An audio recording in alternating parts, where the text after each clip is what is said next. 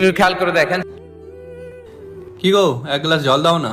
ওরে বাবা রে, দেখছো আমার এত কাজ, রান্না বসিয়েছি, তুমি জলটাও সামান্য নিয়ে খেতে পারো না? এক কাপ চা করে দাও না। আর কিছু দেখো, সমস্ত গ্যাস ওভেন জোড়া বলে আমি ইন্ডাকশনে রান্না বসিয়েছি, চা পারবো না। মুখ ফুটে বড়টার চাটা খেতে চাইলো, বানিয়ে দিই। এই এক কাপ চাটুকুই তো আবদার করলো, এরপর তো সারাদিন বাইরেই থাকবে। ওহো, ডালটা তো দেখাই হয়নি। উফ কি গরম, আর পারছি না। আর পারছি না, সকালবেলা এত কাজ, সাথে অফিস টাইমের মধ্যে সবকিছু রেডি করে দিতে হবে। Thank you. হ্যাঁ থ্যাংক ইউ। আবদার করার জন্য তো এই মানুষটাই রয়েছে। কি গো, খাবারটা বেড়ে দাও। এই তো আমি বেড়ে দিয়েছি, তুমি তাড়াতাড়ি আসো গো।